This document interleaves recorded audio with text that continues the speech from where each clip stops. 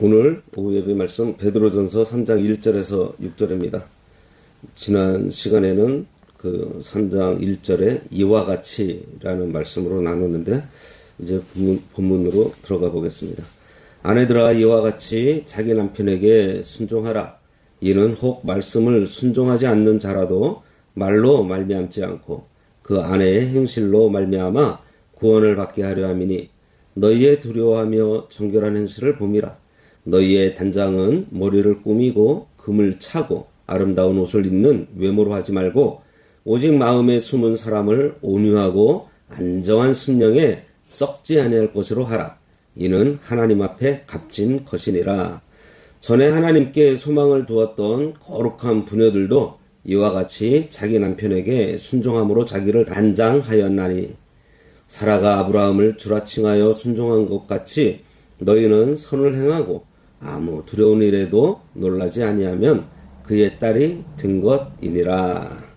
오늘 말씀의 제목은 사랑의 주도권입니다. 오늘 본문인 3장을 보면 베드로는 그리스도인의 가정으로 우리들을 데리고 가고 있어요. 여기서 베드로는 두 대상을 호출하고 있습니다. 하나는 아내들이고 또 하나는 오늘 본문 뒤에 7절에 등장하는 남편들입니다.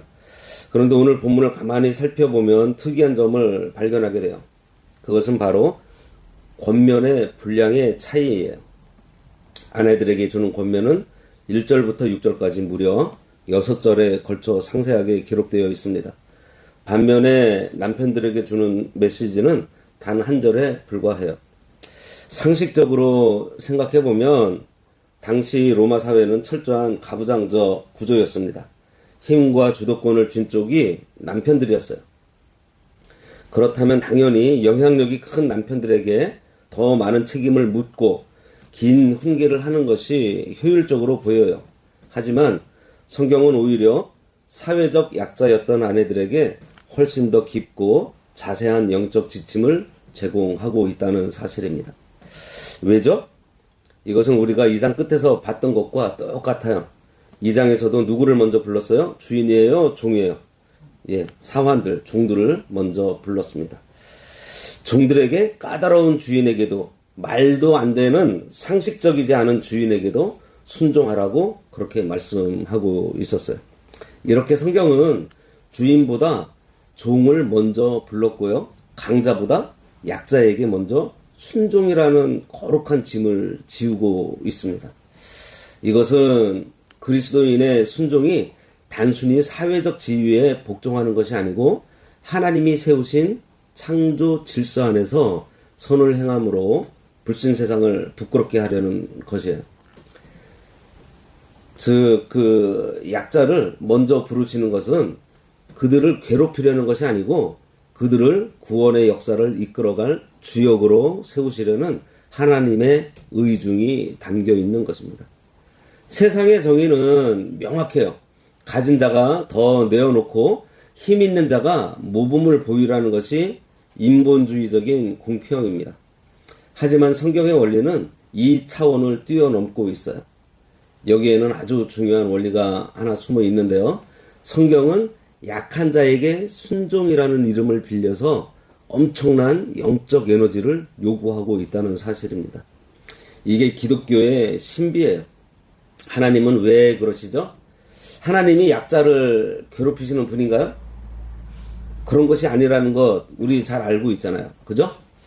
그런데 이것이 가능한 이유가 그리스도인의 관계 속에 제3의 인자, 즉 하나님이 계시기 때문입니다.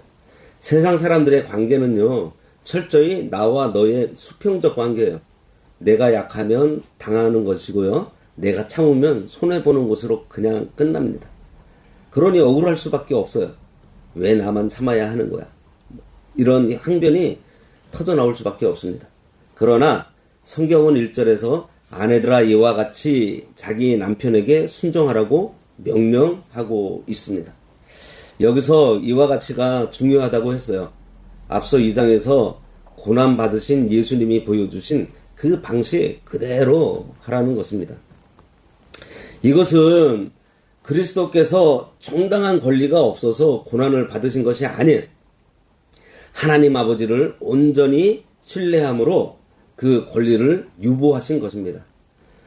예수님은 하늘 군대를 동원하실 권세가 있었지만 하나님 아버지가 이 관계와 고난 속에 개입하고 계시다는 것을 믿고 있었기 때문에 기꺼이 십자가를 지셨던 거예요. 우리 역시 마찬가지예요.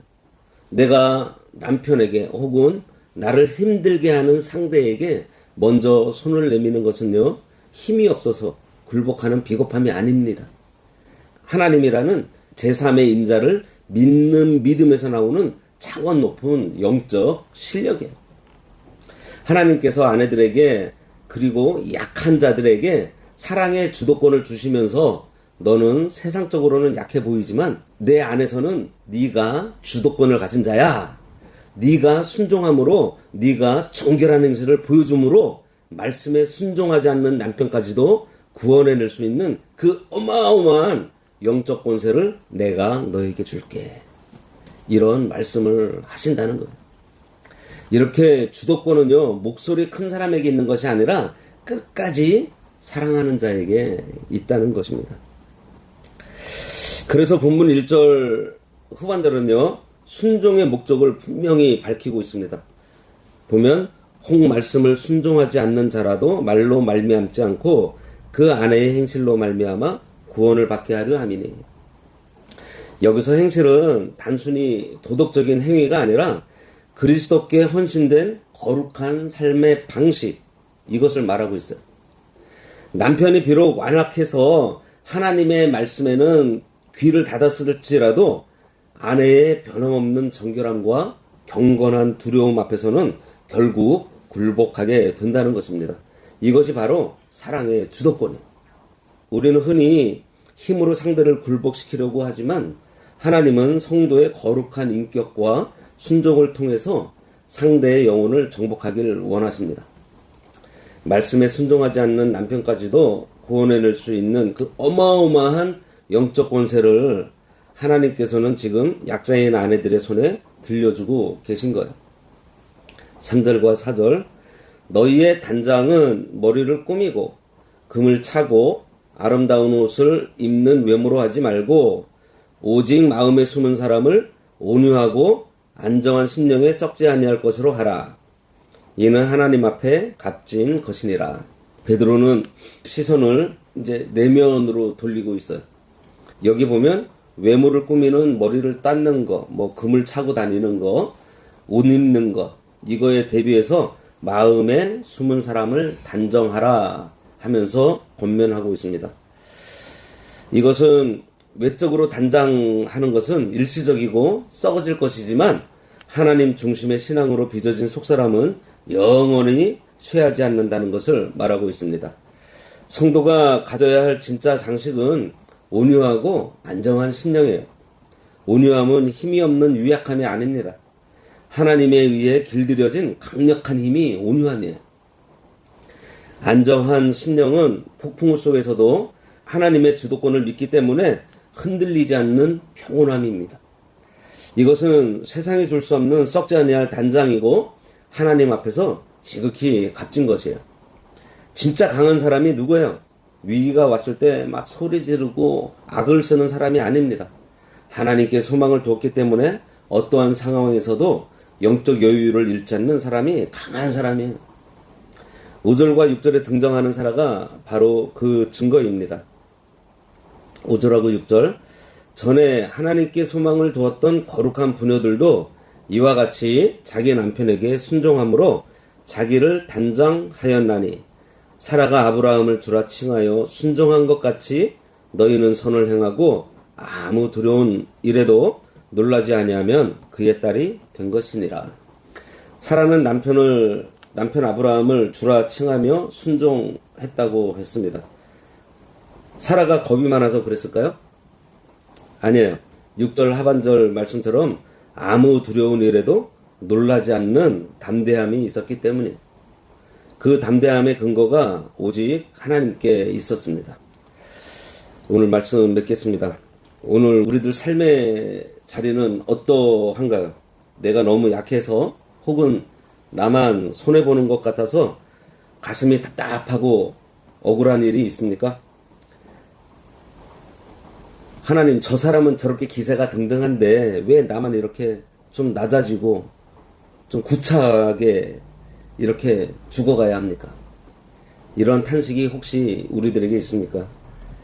그때 오늘 말씀을 통해서 주시는 하나님의 음성을 들어야 하겠습니다. 우리가 약할 때, 그때가 바로 하나님의 능력이 머무는 최적의 시간이라는 것을 알아야 돼요. 사도 바울이 유라굴로 광풍 속에서 죄수의 신분이었지만 결국 배 안에 있는 모든 생명을 살려내는 실질적인 주도권을 쥐었던 것을 우리가 기억했으면 좋겠습니다. 그는 몸이 묶여 있었지만 그 안에 계신 하나님은 묶이지 않으셨어요. 오늘 우리들의 약함은 하나님께서 살아계시다는 것을 증명할 수 있는 가장 귀한 통로예요. 억울함을 내려놓고 하나님이라는 제3의 인자를 신뢰하면서 먼저 하나님께 순종하고 먼저 사랑하시기 바랍니다. 그러면 우리의 온유하고 안정한 심령이 강한 자들을 부끄럽게 하고 죽어가는 영혼들을 주님께로 인도하는 강력한 사랑의 주도권을 얻게 될 것입니다. 이 영광스러운 권세를 마음껏 누리며 승리하는 우리 모두가 되어야 하겠습니다. 기도하겠습니다. 거룩하신 하나님 아버지, 저희들은 세상의 힘의 원리를 거스르는 귀한 말씀을 오늘 들었습니다. 저희들이 처해 있는 약하고 억울한 자리가 실은 하나님의 능력이 머무는 영광의 자리임을 깨닫게 하여 주시니 감사합니다. 하나님 아버지, 저희들이 관계 속에서 억울해하고 분노하기보다 저희들의 삶에 개입하시는 제3의 인자이신 하나님을 먼저 바라보게 하여 주시고 썩어질 외적인 조건으로 자기를 증명하려 하지 않고 온유하고 안정한 심령으로 저희들의 속사람을 단장하게 하여 주시옵소서.